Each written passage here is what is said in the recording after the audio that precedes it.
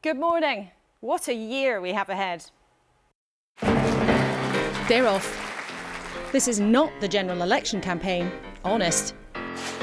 But look, two leaders trying to set their terms in the same couple of days.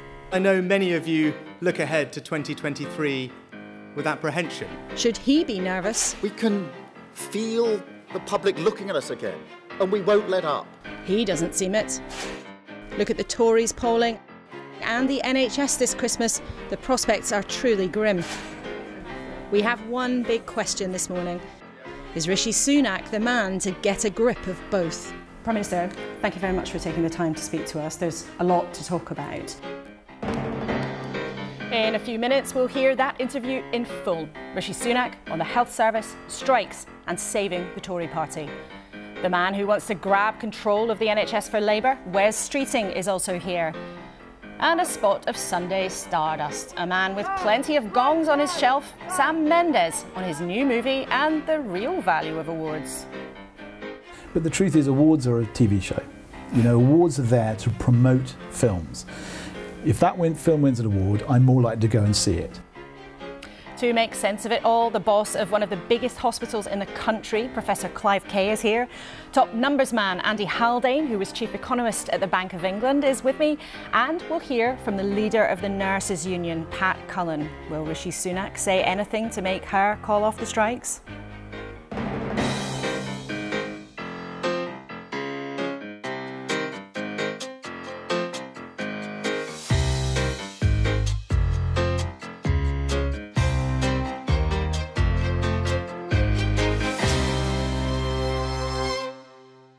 Welcome back. It's great to be with you for 2023. It seems unlikely we'll have three Prime Ministers like last year, and we'll hear today from the man who certainly hopes he'll hang on in a few minutes. But first, what are the papers leading on this morning? Well, across the piece, lots of focus on the health service, both the Sunday Times and the Observer talking about possible solutions to what many people call a crisis. But of course, also more claims and allegations from Prince Harry after such a torrid week for the panel. Let's talk about, first of all, the NHS. Professor Kay, you run one of the biggest hospitals in the country, King's in London. We've heard health leader after health leader say this is really a crisis. Doctors saying this is the worst they've ever seen. Is that true? Yes, Laura, I've been in the NHS close to 40 years. Every year's tough. Every year seems tougher than the last, but by some distance, this is the toughest time. My colleagues are doing their level best. They're doing an amazing job. They have since COVID in particular and throughout the pandemic. But it is now pretty relentless. And the reality is, we are having to carry out corridor care. We do have patients stuck in beds, and sometimes, and it's awful. We have patients in our A&E departments for several days. Everyone is trying really, really hard. But you know. Just to make it real, I was in our A&E department, one of our A&E departments on Friday evening, and I asked a nurse how it felt. She's an experienced nurse, and she said, I've been doing this job for 10 years, and now, after every shift, I go home and cry because I can't deliver the sort of care I used to be able to, or I should be able to, and that breaks my heart. Given how desperate it is, Pat Cullen, isn't it time for you to be ready to compromise on pay so that at least the strikes can be called off? Now, you've suggested maybe 10% might be a figure you'd accept. Is that true? Well, what my words were, let's meet halfway. I think that's a significant move for the Royal College of Nursing, and it is in response to how we are responding to the pressures within the health service. It's not any nurse's intention to add to the risk or the pressures that patients are feeling, and indeed people like Clive that's trying to run a health service. So I think that's a significant move from this college. Now, as I've said time and time again now, the Prime Minister needs to grasp that nettle and get to a table with me. And we'll hear from him in just a few minutes. But Andy Haldane, the government's grappling with the NHS, but also an economy, you know, heading into recession. This year, is the country going to get richer or poorer? Well, the economy probably starts in recession, Laura, morning. I suspect in the near term that bad situation will get a bit worse. Indeed, health will make that bad situation a little worse. It's possible, maybe even probable, that by the middle of the year we could see things beginning to brighten, but against a backdrop of first grim and then a bit grimmer in the near term. OK, well, maybe not that much to be cheerful about at this stage, but a warning at the end of the programme. I do want you to think of something that might be a bit optimistic for this year. Thank you, all three of you, right now. Let's get on with our main event, because you won't have missed our political leaders this week trying to call the shots in their big formal speeches. But it's time to put your and our questions to them. Next week, Sir Keir Starmer will be here, but first up, Rishi Sunak. Now, we did invite him to come to the studio because we like you to be part of the conversation too.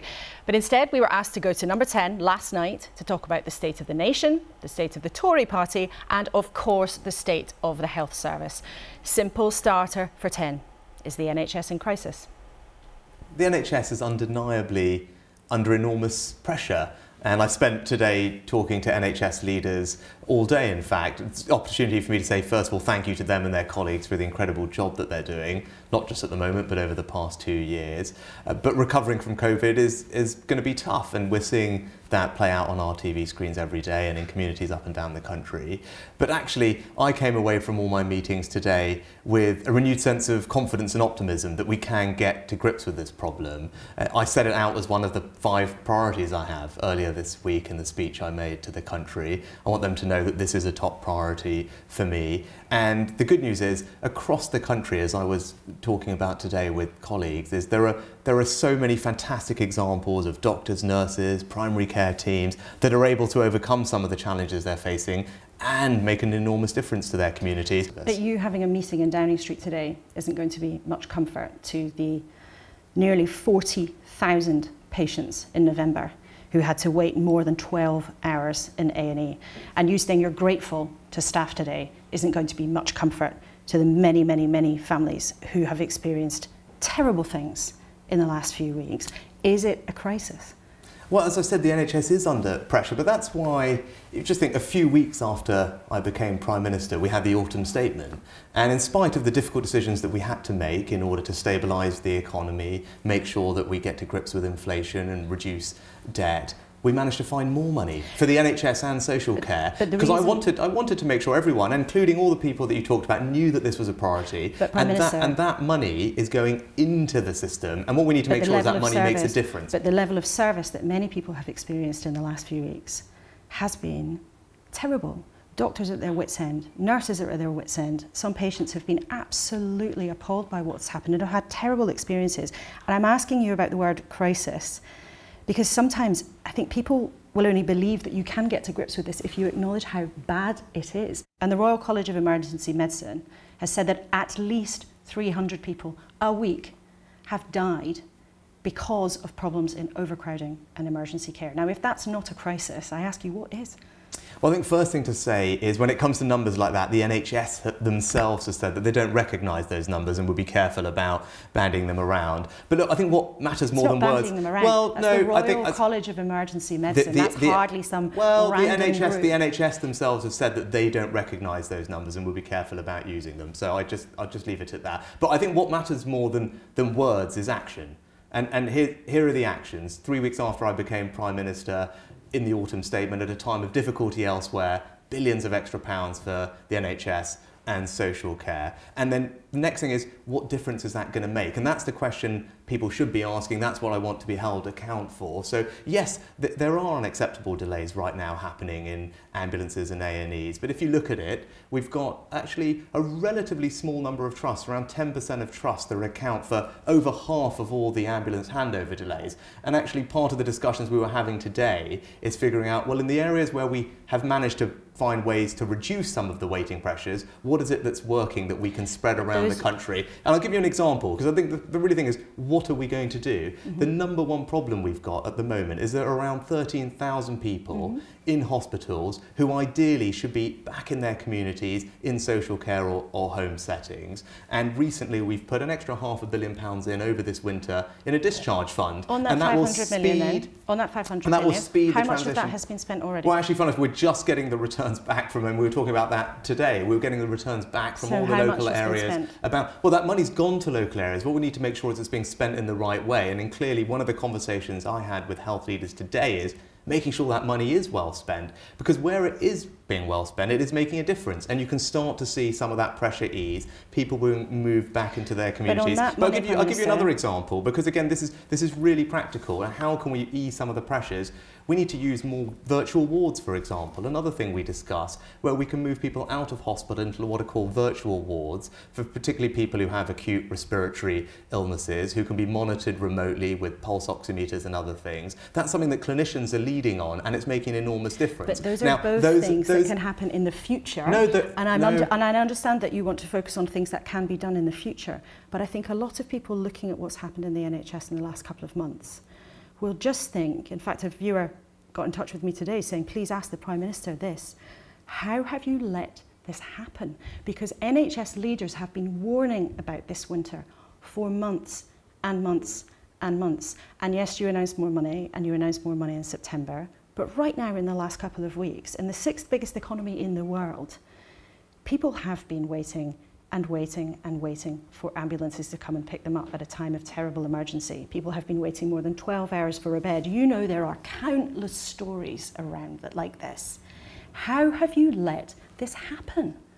So again, I just go, when you say that these things are in the future, they're not. They're things that we can make a difference on right now. So we can do more virtual wards right now. We can discharge people faster out of hospitals into social care right now with the funding that we're putting in. We can figure out the best practice on ambulance triage so that we can stop people having to come to A&E in the first place who don't need to be there if they've had falls, for example, and can be treated at home. We can do that right now because it's already happening in many parts of the country. But what we need to do is spread that to all the other parts of the country where it's not happening. So those are the things that I am focused on. And I think it's not right to ignore the impact that COVID has had. And the reality is that for 2 years, the NHS had to stop doing lots of things that it normally does, whether it's treating people for cancer because they weren't being referred, whether it was carrying out elective surgery. And unsurprisingly, once we get back to normal, all of those treatments come back at a pace that was anticipated, but is obviously very significant. So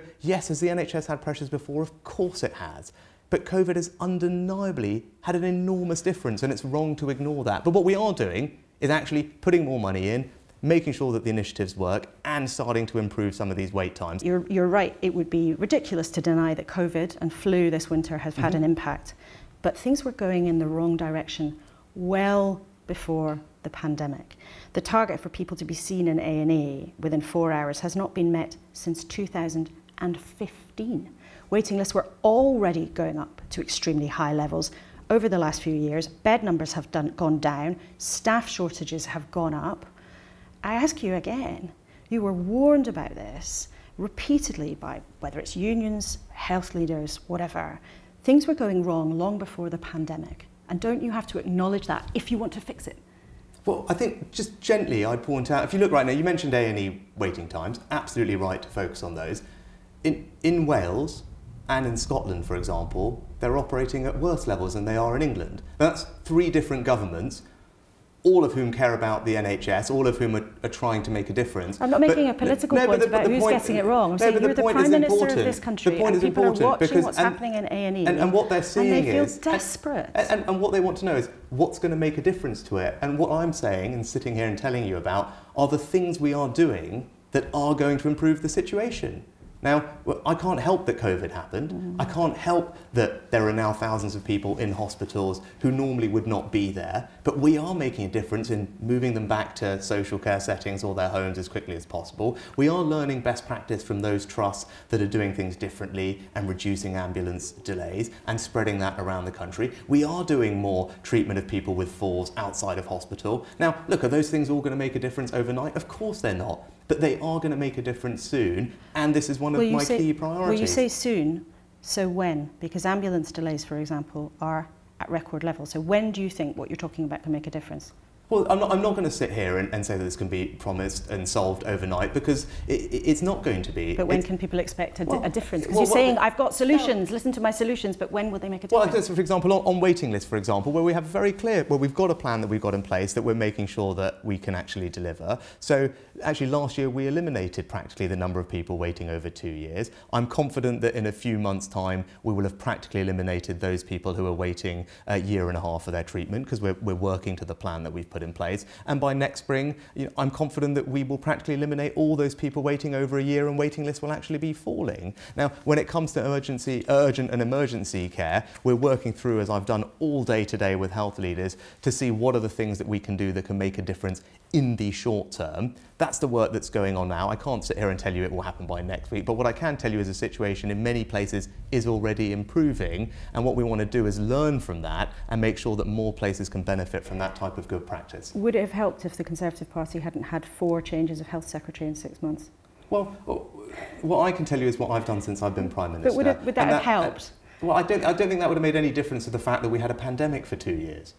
Right? I mean, that's the reality of what we're dealing with. If the health service for 2 years had to focus on COVID and stop having people come and be referred with cancer, if it stopped having to do elective surgery, rightly to focus on a different priority, it's not about who the health secretary was, it's about a pandemic that happened that we're now having to recover from. Can you ever fix the problems with social care when care workers get paid around £18,000 a year, which is well below the average wage?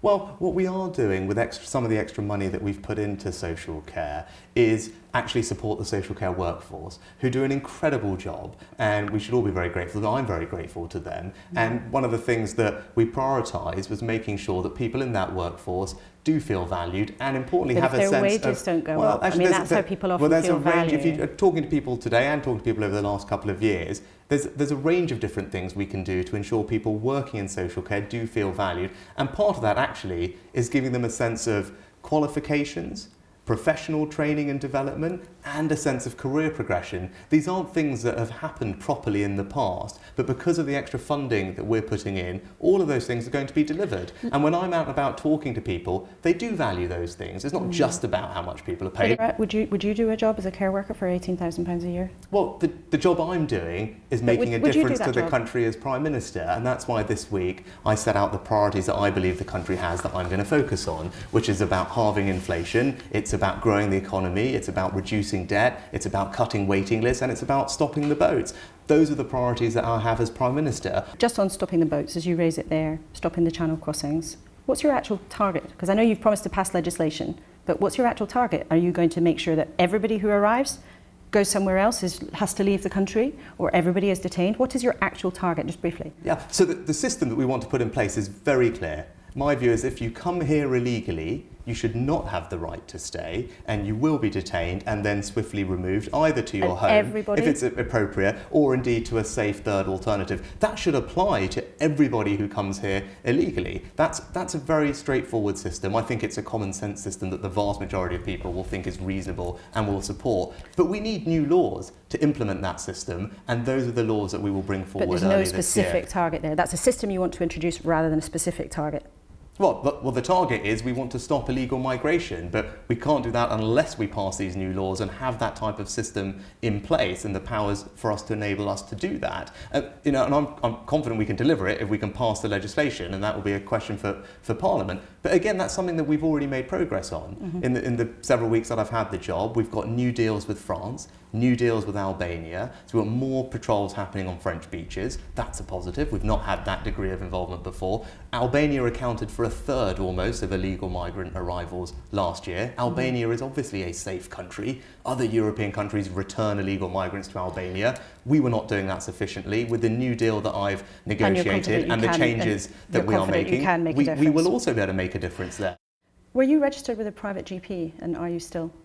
Yeah, but my dad was a doctor. I grew up in an NHS family. Wasn't my question. It's really straightforward. Were you registered with a private GP? I mean, as a general policy, I wouldn't ever talk about me or my family's healthcare situation. But again, it's not really relevant to this. What's relevant is the difference I can make to the country. Well, hang on, Prime Minister. I think there is huge public interest in the decisions that you make.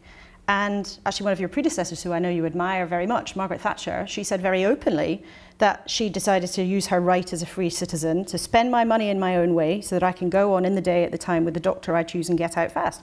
She was perfectly happy and probably proud to talk about the decision she made. Why wouldn't you tell people if you use private healthcare? Well, I mean, it's just a personal choice. It's about healthcare. I think is somewhat that is private. But I think what people care about is, you know, am I going to make a difference on the thing that they care about? When it comes to the NHS, I mean, I grew up in an NHS family. I said my dad was a GP, my mum was a pharmacist, and I think my track record matters more than these things. But what I would say is that I want to make sure that we do have fantastic healthcare for everybody. And you've made that plain. The role of the private sector. This is really important. There is a public interest in the decisions that the Prime Minister makes for himself. Why won't you tell us whether or not you use private healthcare? But again, it's a distraction from what the real issue is. And the real issue is, are we making sure that there's high quality healthcare available for the country? But when it comes to the private sector in general, we should be making use of the independent sector. I don't have any problem with that whatsoever. For example, with elective surgery, one of the things we do need to do is actually be much more open to using the independent sector capacity that is available and putting power in the hands of patients to choose where they want to have that treatment. That's something that we need to do more of. What should the NHS do less of? Because some people look at the system right now and think, you know what? It can't go on providing more and more and more, and for a population that's getting older and older and older, when partly because of some of the amazing advances in healthcare, it's also becoming more and more expensive. So are there things that the NHS should stop doing? But it's not about what it should stop doing, it's about making sure that we treat people in the right places. And I think that's the thing that we need to do a better job of, because there's lots of people who are in hospital who don't need to be there. And that's about making sure that we intervene earlier on, or we put people on the pathway to getting the care in their home or in their community, or making better use of whether it's pharmacists or other new primary care workers that we have. But your health secretary said, interestingly, that the NHS should do fewer things. They should prioritise the important things and do fewer things. Is he wrong? Well, I think right now we know what the important things that we should be focused on, and I've been very clear about what they are. We need to make sure that we do focus on waiting lists, and we've got a clear plan to do that. We do want to ease some of the pressures in emergency care, and we want to improve access to primary care. Do you categorically rule out paying nurses more this year?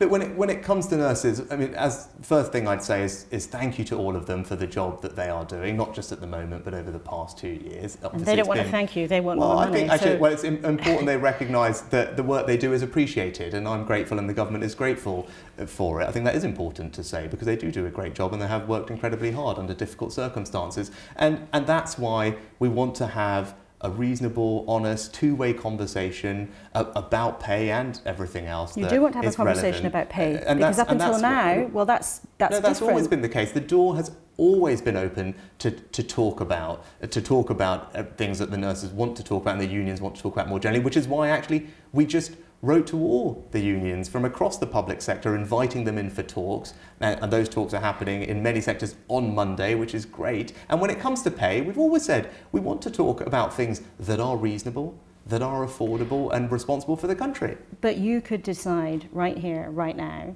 to bring the nurses' strike to an end by saying, let's talk about giving you more pay this year. So I know you're having union talks on Monday, but that's about next year's pay settlement. They've been crystal clear that they believe they have to be paid more this year. And unless the government says, let's talk about pay right here, right now, the strikes will go on. So how do you bring an end to this? Well, the first thing we need to do is start talking properly, and that's why Monday is really important. And we want to have these conversations. We want them to be honest. We want them to be... But for clarity, will you talk about this year's pay deal on Monday with the unions? So the most important thing is to be talking. About this year's pay? It wouldn't be right for me to sit here and start having negotiations in public with you or anyone else. No, but forgive me, we have to be really clear about this, because up until now, government ministers have said that they will not discuss pay for this year. That's what people have been saying. Are you today saying something different? Are you saying, yes, let's talk about pay for this year? The government has always been clear that it's happy to talk about pay that is responsible, that's affordable for the country. That's always been clear. But we have to look now. We're about to start a new pay settlement round for this year. Right, we're about to start that independent process, and before that process starts, the government is keen to sit down with the unions and talk about pay and make sure that they understand where we're coming from. That's why we've published very transparently all the evidence we have on what's affordable. But I'm just a bit confused about this, because I just want to be really, really clear. As a yes or no question, a yes or no answer, if you can, will you talk to nurses about increasing pay this year? Yes or no? But we are about to start that process. But that's about next year. But no, that's literally about the year that we're about to start. But that, is it not financial year 23, 24? They want to talk about pay I mean, this we're about year. to have that conversation. Now, look, when it comes to pay, as I said, it's not appropriate for those conversations to happen in public. But the most important thing is that we are talking. And that's why we've invited all the union leaders from across the public sector in to have those conversations. When it comes to pay, again, important for everyone to remember, we have an independent pay setting process for a reason, because these conversations are difficult. Which governments have sometimes ignored. But it sounds like the government position on all of this is moving a little bit. But we have lots to talk about. You say governments have sometimes ignored. In this instance, the government across the board has accepted the recommendations of independent bodies when it comes to pay. We must move on, because I want to talk about the economy. You've promised to halve inflation. Now, that was predicted to happen anyway. You've promised that the economy will stop shrinking by the end of the year. Some people in your party, and maybe some Tory voters, might think of that and think, where's the ambition? Well, when it comes to inflation, you say it's predicted to happen anyway. That doesn't happen automatically. It happens because of the plans that we've put in place. Right? It's because of the decisions that we've took in the autumn statement and that we need to stick to. So we've just been having a conversation about pay. Well, making sure that we meet those inflation targets, that we do ease the burden on the cost of living, is a function of having a responsible economic policy when it comes to things like pay, when it comes to areas like borrowing. So that's why it's not a given that it just happens. You have to continue to be disciplined and make the right responsible decisions in order to bring inflation down. It's really important that we do. It's not an abstract thing. It's impacting people's pockets every single day with the cost of living. And we can't help anybody, whether it's nurses or everyone else, unless we get inflation down. And that's why it's one of our 5 priorities. But some people in your party, and many Tory voters, I think, might look at what you've done and think, well, taxes, the tax burden is at the highest it's been ever. And they don't feel excited about what you're putting forward as the economy. And they think, oh, it's not really proper Conservative. Well, I think it's a deeply Conservative thing to have an economy that is built on low inflation and sound public finances. I mean, you brought up Margaret Thatcher earlier in this interview. It was something that was incredibly important to her, which you can read about in speech after speech. So I think it is a deeply Conservative thing to make sure the economy is managed responsibly, that inflation is brought back to where it belongs, that borrowing is responsible, so we're not burdening the future generations with debt, and that we are growing the economy and providing jobs for everybody everywhere. You know, those are my priorities. When I talked about the 5 promises I made the country, to halve inflation, grow the economy, reduce debt, cut waiting lists and stop the boats. I mean, there's a pretty clear set of deliverables there. Those are the things that matter to the country. Those are the things that matter to me, and that's what we're going to deliver. I think they are both right for the country and also deeply Conservative. We are running short of time, but we don't often get the chance to talk like this. So I'm going to ask you a couple of specific things, if I may, and I'd love to ask a little bit about how you're finding the job too. John Major was called on to help work things out when things got very difficult between Prince Charles, as was, and Lady Diana. If you're asked to help a royal reconciliation, would you be willing to? I would always just not comment on matters to do with the royal family. But there's a precedent here. Prime Minister previously was called on to help. Now, if you were called on to help, would you? Surely you wouldn't say no. I would never ever comment on matters to do with the royal family. But people look to you for leadership as the Prime Minister, and I know you don't want to get into the family rows, but for the public, how can the British public have faith in that institution when they see this dysfunction, allegations of fighting and betrayal at the top? Do you think the public can still have faith in the monarchy? I think the public, like me, have enormous regard for the royal family and are deeply proud of them. I certainly am. It's one of the things that I'm most proud of when I think about what it is to be British, when I get to go around the world and champion Britain as an amazing country with so many things that we can be proud of. Our institutions, including the royal family, are one of those. Do you think the institution has been damaged by this whole saga, though? I said, look, in general, I wouldn't get into talking about the royal family, but it's something that I'm proud of and I think the country is proud of. And we saw that last year, I think very movingly, multiple times, and I'm confident that we'll actually see it this year with King Charles's coronation, which will be another fantastic occasion for the country to come together and celebrate something special about Britain and recognise what is happening, which is something to celebrate. You are the youngest Prime Minister at 42 in a very long time, but we're in the 13th year of Conservative rule. There's a whole generation that's come of age during that time when rents have gone through the roof, childcare has become extortionate, they're paying more and more tax, owning a house is further and further out of reach. The polls suggest that you're someone very unusual in your early 40s who fancies voting Conservative. Why would anyone under 45 vote Conservative?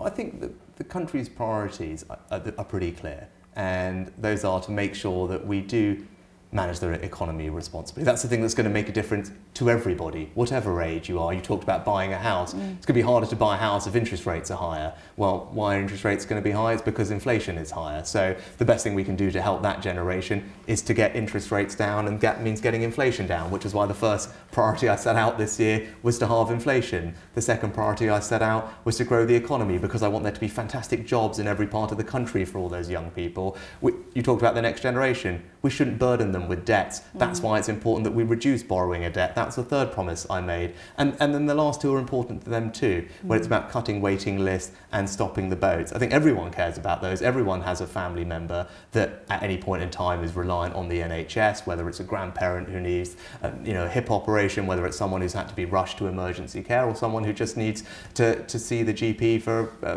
their kid's ear infection. So having a really well-performing NHS is important to everybody. And stopping the boats is about fairness. And I think that is a value that everyone in this country believes in, regardless of what age you are. And having a system which is seen as unfair because people are abusing it isn't the right thing. It's not the right long-term thing for this country, and that's why those are the right priorities. I think we're going to keep hearing a lot about these 5 pledges in the coming months, but we are not that far off from a general election. Just finally, I mean, the polls put you in a worse position than the government was during the worst days of Partygate, when you were still next door, or maybe it's that way to number 11, I'm not sure of my geography. Some of your colleagues in Parliament think that there's no way back for the Conservative Party now, and actually being out of office for a while to renew, have a think, dust yourselves down and work out what you really stand for is the best option. Do you fear, if the polls are correct at the moment, do you fear a sort of 1997 style wipeout on your watch? What the country wants is a government that is focused on the things that matter to them. I think their priorities are clear, and that's why they're my priorities. And I set them out very clearly this week. And our plan and my plan is to deliver on them. And I think actually if we can halve inflation and grow the economy, reduce debt, cut waiting lists and stop the boats, then the country will recognise that. But that's all that I'm focused on. It's about delivering for the country on the things that matter to them. Just lastly, what do you say then to people in your party who rather hope that, some of them, that the future might feature your old boss, Boris Johnson? What do you say to people who quite fancy him making a comeback? I think what everyone in our party wants is they want the country's priorities to be met. And they want the Conservative Party and the Conservative government to do a good job of delivering for the British people. And right now what the British people want are the things that we've promised to do. And it's to halve inflation, to grow the economy, to reduce debt, to cut waiting lists, to stop the boats. Those are the things that matter to the country. Those are the things that matter to me and the Conservative government. And this year people will see us really work our socks off to deliver for them. Prime Minister, thank you so much for talking to us and for being so generous with your time. Thanks for having me. Now, tons to get into, and I'm sure that Rishi Sunak's refusal to tell us whether he has private healthcare will get a lot of people going. But Pat Cullen, you're the leader of the Nurses Union. More strikes are planned. Now, the Prime Minister there didn't say he's going to give you more money, but he did signal a willingness for the first time to talk about this year's pay. Has he opened the door to you doing a deal, do you think? Well, when I listened to that, there was a chink of optimism, and there was a little shift in what the Prime Minister was saying. However, and this is really important, tomorrow's meeting, first of all, General Secretaries are not at the table tomorrow. So you won't be at this big union meeting tomorrow. We will be tomorrow. there, but not, General Secretaries won't be there. So this is not about negotiations tomorrow. It's not about nurses' pay, and it's not addressing the issues that are our dispute, and that is addressing pay for 22-23. However, we will be there. We'll put our case, but what the government want to talk about tomorrow is pay moving forward and in the broadest terms. And that is not going to avert the strike action that's planned for 10 days' time. So we can see now some pictures of you being on the picket line on the last days of strike action, but I'm interested there that you do sound, whatever the specifics of tomorrow's meeting, you have said there's a chink of optimism. Do you detect, maybe not just from that interview, but generally, do you think the government is moving? Well, the Prime Minister talked about coming to the table. Now, that's a move for me because I have said, let's meet halfway. grasp at the nettle, come to the table.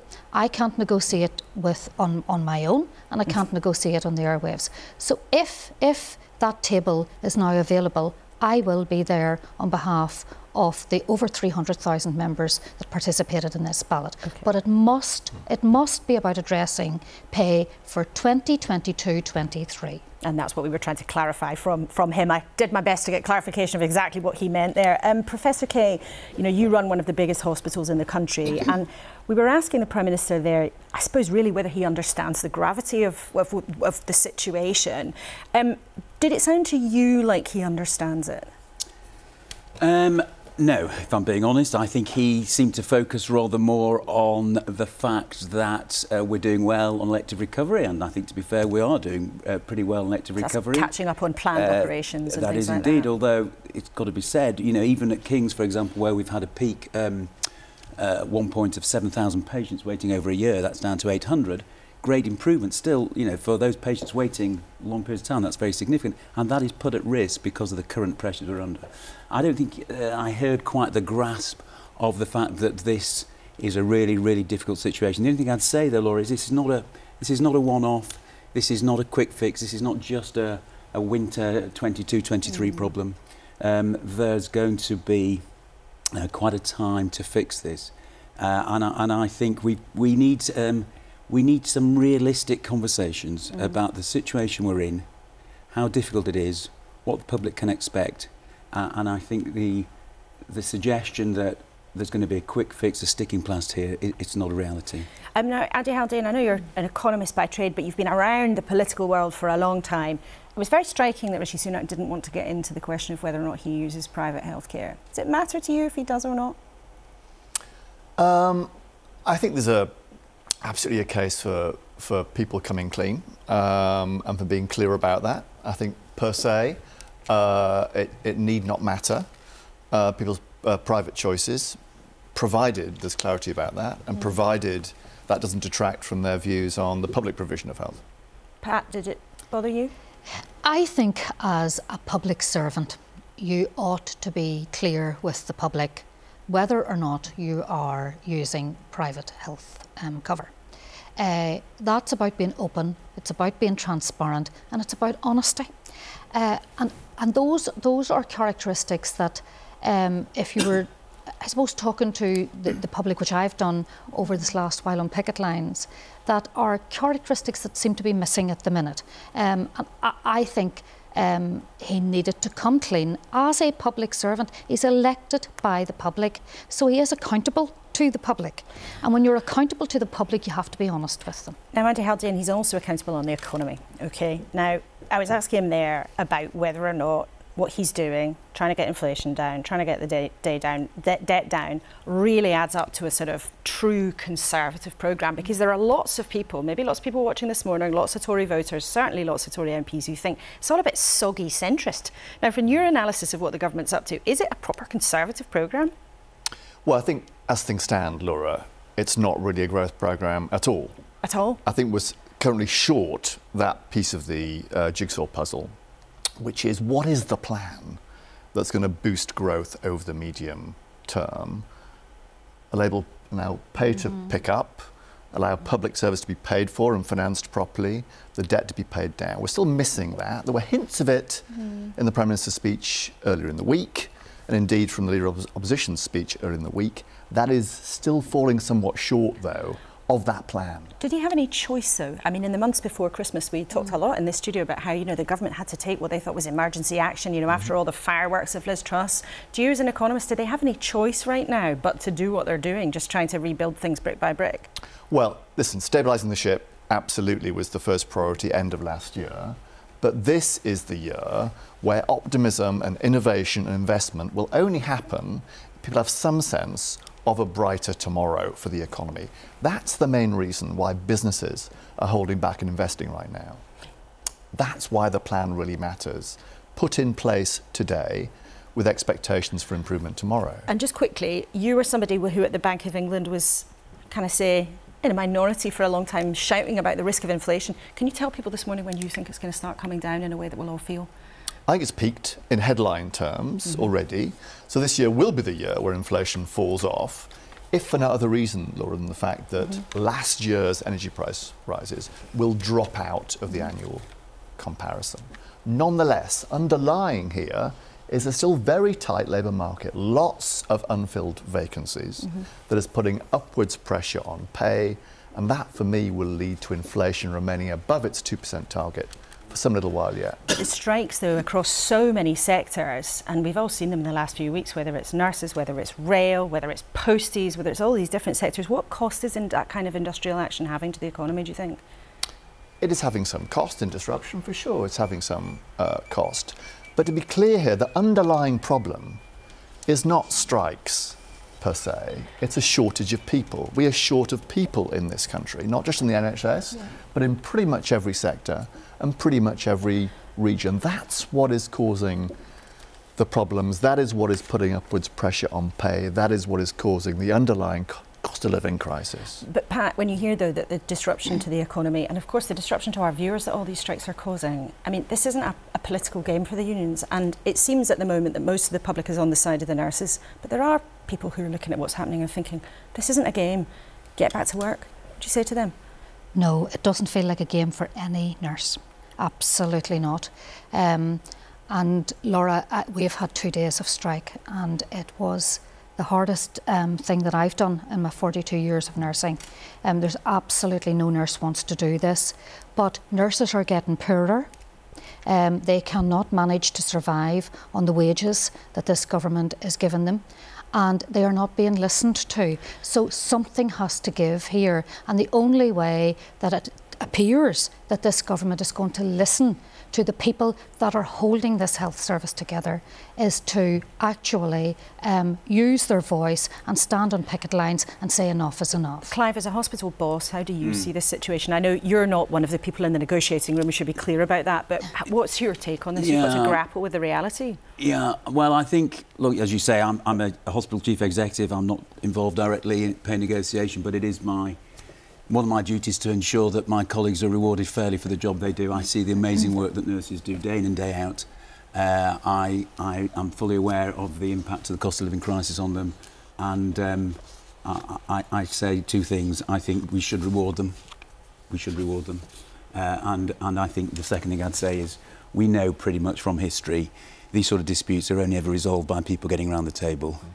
For the sake of our staff and our patients and the situation we're in now, we should do that sooner rather than later. OK, we'll watch this space. Let's see whether or not Pat Cullen and Rishi Sunak will get in a room before too long. Thank you all very much for now. Of course, we do want to hear what you think of what the Prime Minister said. You can email us at the normal address, kuenssberg@bbc.co.uk, or if you're social media inclined, you can use the hashtag BBC Laura Kay.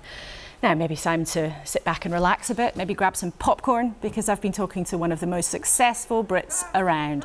Hollywood and starry stage director Sir Sam Mendes. His epic production about the Lehman Brothers, remember them, has come back in glory from the United States to the UK, and his new film Empire of Light is about to open in cinemas. It takes you right back to the torrid atmosphere of the early 80s, if you're old enough to remember it like me. But it's a personal story too. It delves into a middle-aged woman struggling with a mental breakdown, an echo of Sir Sam's own mum's story. And that character is played by that huge star, Olivia Colman. Here he is. Did I humiliate myself? What? Tell me, did I?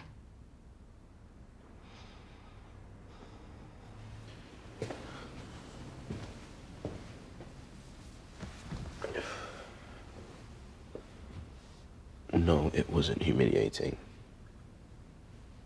It was just intense. To be honest, I thought you were a bit of a hero. That's very nice of you. Hard to believe. The stigma that is still attached to mental illness, there's still a cloak of darkness that's thrown over it. You know, if you come out of hospital and you've just recovered from, say, cancer, I'm immediately saying to you, how are you? Yeah. If you come out of a mental health facility, I don't talk about it. I probably don't ask you the question. So there's still that strange stigma attached to it. And my goal primarily in the movie was to try and dramatize the effect and what it is to live through bipolar and manic depression, rather than to explain it.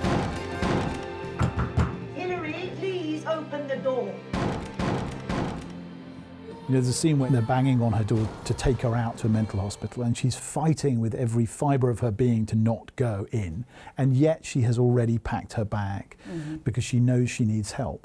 And it's possible, that state of denial, to believe both things, to not want to go in and to need to go at the same time. And that was what I was trying to articulate in the film. And she sits with her coat on. Yeah, she knows they're coming and she knows she has to go. It is also a love story. There are sex scenes in it, and Olivia Colman, I saw talking about the film, said she begged you to take them out. As a director, why do we still need to actually have sex scenes in films? Well, she didn't actually beg me to take them out. She was joking when she said that, and I think that got pulled out of context. She was very embarrassed about performing the sex scenes, as is often the case. I suppose the answer to your question is because you're seeing people at their rawest, at their most emotionally vulnerable. And it's like anything, you're trying to push a little further into the places that you're not normally allowed to go into. You know, you're going behind the curtain, as it were. And I wanted to see their physical desire. You are also paying tribute to the cinema and its role as a place in a community, as well as the sort of act of going to the cinema and watching films. But if you look at our high streets now, even if you look at the balances of huge, big multiplex companies, I mean, Cineworld's just going under. Why do you think cinema's struggling to get people through the door? The problem is trying to keep the event of going to the cinema, the destination, the specialness of it. And I think that puts demands on the movie makers to make movies that need to be seen on the big screens. When I made 1917, I was actively wanting to make a movie that was immersive and you experienced in a different way when you were sitting in a big cinema. With this movie, is there a big difference between experiencing a cinema and seeing it on streaming? There's less of a difference. But then I look back at my films and I think, well, American Beauty, Revolutionary Road, Away We Go, these would all go to streaming now. Really? And that makes me sad. Yeah, I think so. I think so, because I think those middle budget movies don't get made for cinemas anymore. And you look at the multiplexes and people go, oh, there's 6 screens. And then you go to those 6 screens and it says screen 1, Avatar, screen 2, Avatar, screen 3, Avatar. You know, that's not a 6-screen cinema. That's just 6 screens showing the same movie. And that is a different understanding of why those buildings were created in the first place. What it means is filmmakers have to accept and embrace the ambition of a big screen and make things that need to be seen on the big screen. Or they accept that they're going to be seen by millions of people on streaming, which is no bad thing. But the 20th century, the great era of movies, the great entertainment form, which was going out to the movies, that is dying. Let's talk about another art form. I mean, you're one of the few creatives, perhaps, who's managed to, you know, they have this double whammy of success of keeping a really successful foot in theatre and a hugely successful foot in cinema. You're bringing the Lehman trilogy back to London. He had been dreaming of America. 3 brothers. Travellers, immigrants. They came with nothing, not even a word of English, and they built an entire universe. And it's this truly epic story. Crucially, only 3 actors who play throughout the span of more than a century. They must play dozens of parts between them, and all ages, all genders, all different kinds of people. Do you think any actor can play any role? Depends on the kind of play. I think that, you know, the joy of theatre, particularly after the literalness of movies in many ways, is that you unlock an audience's imagination. And the moment you have in Lehman someone turn around and play an 18-year-old girl or play somebody that's patently not, and even the character, their core characters, you know, Simon Russell Beale was playing Henry, now Nigel Lindsay in the West End revival, a man who died in his 30s. Well, they're both actors in their 50s, you know. But it didn't matter because it releases the imagination. And I think that if you find the right form, anyone can play anything. A young actor, Emma Corrin, suggested recently that at the Oscars, the gender-based categories should go. There should just be gender-neutral categories. For the awards, I mean, as somebody who's no stranger to picking up the odd statuette, would that be sensible? Do you have sympathy with that idea? I have total sympathy with it, yeah. And I think it might well be inevitable in the end. Really? Why? Because I think that's the way it's moving. And I think that it's perfectly reasonable to, you know, I mean, for me, people forget with awards. I think this happens all the time. They use it as a bellwether for the industry. But the truth is awards are a TV show. You know, awards are there to promote films. If that film wins an award, I'm more likely to go and see it. And that's what you're doing there. It's not about yourself, it's not about the art or craft of the industry especially, it's about selling films. Is that easy for someone to say who's won an awful lot of them, to dismiss the importance of them? I'm not dismissing the importance of them, but I'm saying that they were there to promote films and the craft and art of films. They're the shop window, but they're not the thing itself. You have spoken out before about this government's attitude to arts funding. If the Prime Minister was sitting in here, what would you say to him? What I would say to him is, please try and correct the wrongs of the last year, and now please look properly at how to fund this. It's not, you're not asking for a fortune, but the gradual erosion of the arts in this country over the last 10 years has been a scandal. So the headline is, oh, London should have one less opera company, which seems to be the way that people have taken it. But really it's about destroying the texture and the fabric of the arts that have been built up for decades by people who really care and really know about it and are passionate. It's across the board, and it's not just the subsidised theatres, it's the commercial theatres, it's the independent producers, it's theatre in the community, it's all sorts of things and outreach schemes, and it's a single organism.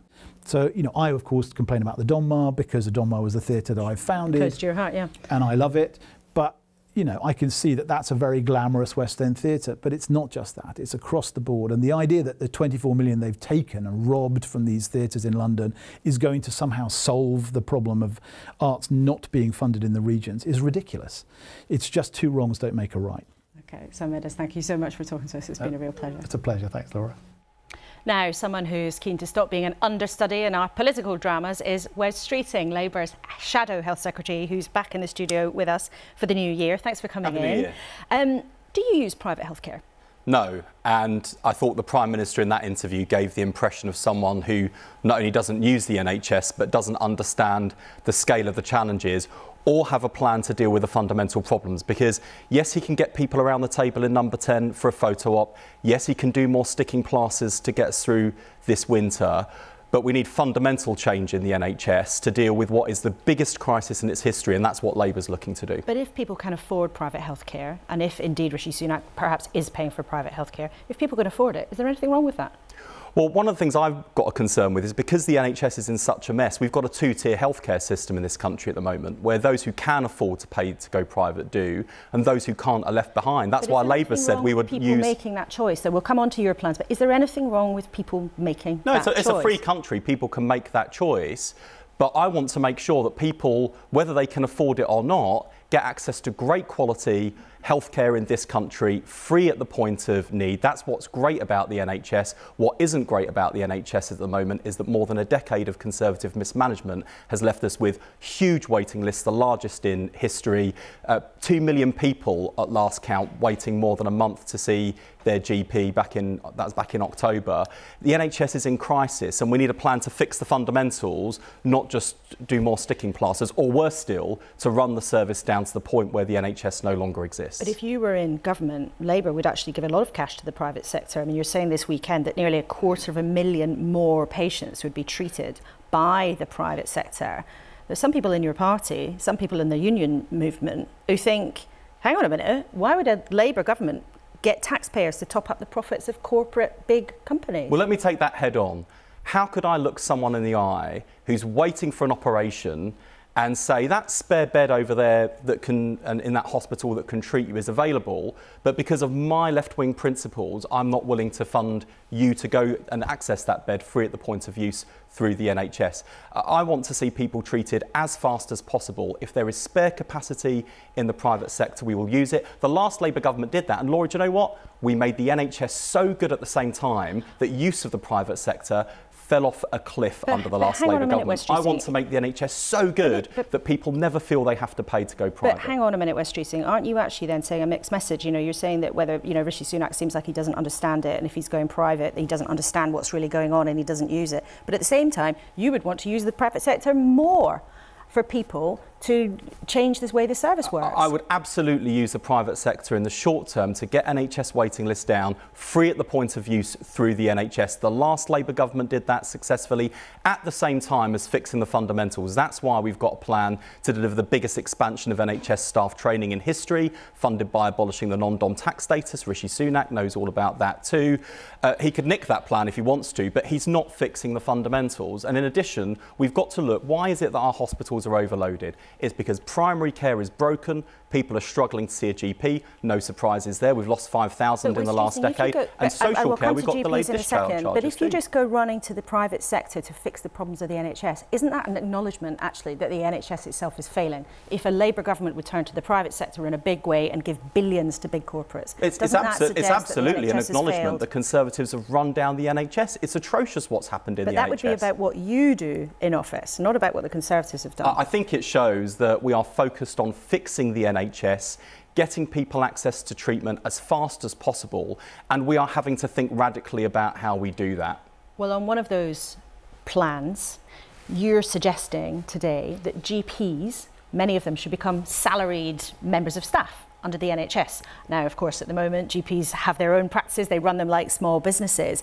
Would you buy out GP practices right around the country? And that sounds pretty expensive. How much would it cost? No, we're going to consult on phasing out over time. That's already the trend, by the way. People who are coming into general practice now are less likely to become GP partners in the way that they have done previously. In fact, by 2026, salaried GPs are likely to be the majority. So the trend is already in that direction. But I'm looking at this as part of a much wider reform of primary care, because I think I said on your programme last time I was here, actually, when you compare the NHS to other healthcare systems, one of the things that I think makes us less effective is that we do late diagnosis, more expensive, less effective treatment, huge funding concentrated in hospitals. We need to scale up primary care, community service, neighbourhood NHS. That's exactly the direction that we need to go in. When you say phasing out GP practice over time, though, do you actually mean, you know, categorically that you would get rid of, over a period of time, the concept of the GP practice being run by the doctors in charge, that they all become, you know, employees of the NHS? Is that what you would look to as an ambition? Well, the GP partnership model, which has existed since the NHS was created, where, as you say, GPs effectively run themselves as small businesses, we are looking to phase that out. We're going to be consulting on that this year. But we've got to also scale up the number of GPs. General practice has such a critical role to play. It should be the best front door to the NHS, but at the moment it's broken, it's overwhelmed. We've lost 5,000 GPs in the last decade. That's having a big impact on patients, not the fault of GPs, it's the fault of the government. But it's a big change to completely change that model. As you say yourself, it's been there since the beginning of the NHS. And you seem to have a bit of a beef with GPs. I mean, you've suggested that they get money for old rope for doing vaccinations. No, I don't. Beef with GPs? I have a beef with the fact that people are waiting so long to see a GP. I have a beef with the fact that GPs are telling me that they're slogging their guts out, working late into the night. That's not a sustainable position either. But and in terms of vaccination, let me just clarify what I was saying on vaccinations, Laura. So I think pharmacy should do a lot more vaccination. Of course, there are GPs who say, well, hang on a minute, that's a big part of our income. We don't want to see other people doing vaccinations either. And I can understand Is that a way to talk to a profession, to say that giving vaccinations to their patients, which may be life-saving, would certainly help them significantly with their health? Is that a way to talk to the profession, to say that they're charging money for old rope for providing health care? The vaccination programme is absolutely critical to our country. GPs, pharmacies, and of course a huge Jabs Army of Volunteer did a brilliant job on the vaccine rollout, something the government takes credit for, but GPs, pharmacies and others delivered. So look, I'm not trying to insult a profession that's slogging their guts out and incredibly burned out. Quite the opposite.